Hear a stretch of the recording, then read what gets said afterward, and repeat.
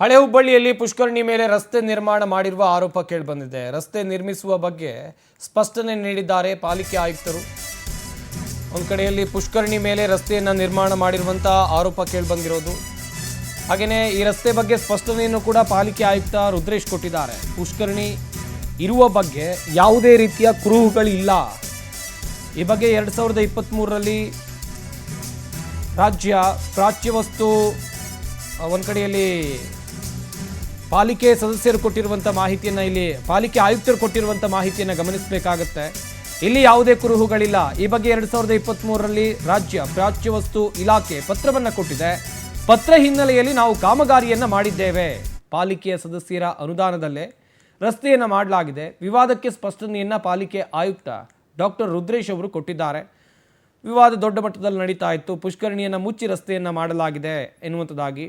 But ಪಾಲಿಕೆ ಆಯುಕ್ತರಿಂದ ಬಂದಿರುವ ಮಾಹಿತಿ ಪ್ರಕಾರ ಇಲ್ಲಿ ಯಾವುದೇ ಪುಷ್ಕರಣಿ ಇಲ್ಲ. ಈ ಜಾಗಕ್ಕೆ BJP ನಾಯಕರು ಕೂಡ ಭೇಟಿಯನ್ನು ಕೊಟ್ಟು ಅಲ್ಲಿ ಮಾಹಿತಿಯನ್ನು ಪಡೆಯುವಂಥ ಕೆಲಸ ಕೂಡ ಆಗಿತ್ತು. ಆದರೆ ಡಾಕ್ಟರ್ ರುದ್ರೇಶ್ ಗಾಳಿಯವರು ಮಾಹಿತಿಯನ್ನು ಈ ಬಗ್ಗೆ ಕೊಟ್ಟಿರೋದು.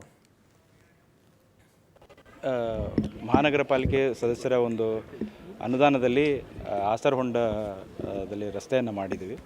ಸೊ ಇಲ್ಲಿ ಪಕ್ಕದಲ್ಲಿ ಭವಾನಿ ಶಂಕರ್ ಒಂದು ಐತಿಹಾಸಿಕ ದೇವಸ್ಥಾನ ಇದೆ. ಅದು ಸ್ಟೇಟ್ ಆರ್ಕಿಯಾಲಜಿದು ಒಂದು ಮಾನ್ಯುಮೆಂಟ್ ಅದು. ಸೊ ಹಿಂದೂ ಸಂಘಟನೆಯವರು ಇಲ್ಲಿ ಹೊಂಡ ಇತ್ತು, ಪುಷ್ಕರಣಿ ಇತ್ತು, ಪುಷ್ಕರಣಿಯನ್ನು ಮುಚ್ಚಲಿಕ್ಕೆ ಪ್ರಯತ್ನ ಮಾಡ್ತಾಯಿದ್ದಾರೆ, ಮುಚ್ಚಿ ಅದನ್ನು ರಸ್ತೆ ಮಾಡಿದ್ದಾರೆ ಅಂತ ಒಂದು ಅವರ ವಾದ ಇದೆ. ಈ ಹಿನ್ನೆಲೆಯಲ್ಲಿ 2023ರಲ್ಲಿ ಪಾಲಿಕೆಯಿಂದ ಒಂದು ಲೆಟರ್ ಕರೆಸ್ಪಾಂಡೆನ್ಸ್ ಆಯಿತು ನಮ್ಮ ಸ್ಟೇಟ್ ಆರ್ಕಿಯಾಲಜಿಗೆ. 2023ರಲ್ಲಿ ಕೊಟ್ಟಂಥ ಲೆಟರ್ ಪ್ರಕಾರ ಇಲ್ಲಿ ಪುಷ್ಕರಣಿ ಬಗ್ಗೆ ಯಾವುದೂ ಕುರುಹುಗಳಿಲ್ಲ ಅಂತ ನಮ್ಮ ಸ್ಥಾನಿಕ ಪರಿಶೀಲನೆ ಮಾಡಲಾಗಿ ಪುಷ್ಕರಣಿ ಇರೋ ಬಗ್ಗೆ ಯಾವುದೇ ಕುರುಹುಗಳಿಲ್ಲ ಅಂತ ಒಂದು ಪತ್ರವನ್ನು ಕೊಟ್ಟಿದ್ದರು. ಸೊ 2010ರಿಂದ ಈ ವ್ಯಾಪ್ತಿಯಲ್ಲಿ ಪಾಲಿಕೆಯಿಂದ ಸಾಕಷ್ಟು ಅಭಿವೃದ್ಧಿ ಕಾಮಗಾರಿಗಳನ್ನು ತೆಗೆದುಕೊಂಡು ಬರ್ತಾ ಇದ್ದೀವಿ. ಸೊ 13 ಫೈನಾನ್ಸ್ ಇರ್ಬೋದು.